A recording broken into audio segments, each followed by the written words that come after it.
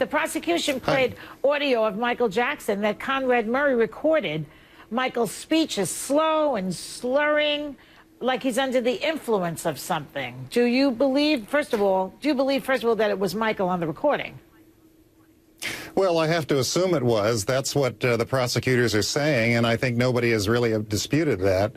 I was horrified when I heard it because, you know, I represented Michael Jackson through that 5-month trial, and for many months before that, I never, ever heard him talk that way. During the time I was working with him, which was a very difficult, stressful time, he was always articulate, always conversational, always cooperative, a delightful client to work with, and I never, ever heard him that way. So it was just tragic and just very disheartening to hear that. The other thing I want to say is that I consider Michael to have been one of the nicest, kindest human beings ever created. And he had a mission to try and help the world. And even when he's intoxicated, if he is, and slurring his words, and it's very sad to listen to, he still is talking about building a children's hospital. That's the Michael I knew. Caring, decent, honorable, and wanting to use his God's greatest talents to help the world. Yes, and also very interested in his audience and giving them the best show, even when he is slurring and under some kind of sedation. That is obvious to me. But the thing that I can't make sense of is why Conrad Murray would record this in the first place. Do you have any thoughts on that? Yes, I do. Unfortunately, Michael Jackson attracted one profiteer after another. I don't think Michael really trusted any adult. He was just felt that everyone who got near him eventually, you know, showed their true colors and wanted to get something out of him.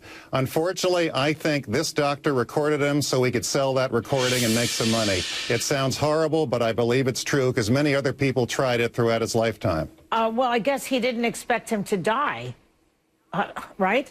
Well, he didn't expect him to die. I'm pretty confident of that, I think. But nevertheless, people were always trying to get something from Michael, record Michael, get a photo of Michael, and try and profit from it. I can't think of any reason why he would want this recording.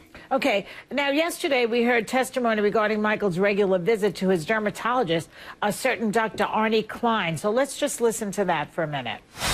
You recall at some point going to visit Dr. Arnold Klein with Michael Jackson? Yes, sir, I do. And this was a regular occurrence? At a certain point, it was very regular. Yes, sir. And when he left Dr. Klein's office, have you observed him sometimes to talk slow? But sometimes when he leave, he would talk slow like that. What did you make of that testimony?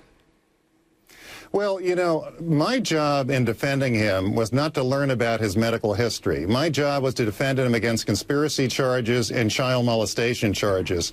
I didn't pay as much attention to his medical history and what doctors he was seeing. I would hear rumors from time to time that he was seeing a number of doctors, and I would hear rumors from time to time that enablers around him were taking him to too many doctors and giving him too many prescription pills, but I never could verify it. I never knew if it was really true. And what went on with he and Dr. Klein was not of major concern to me. I wanted him acquitted.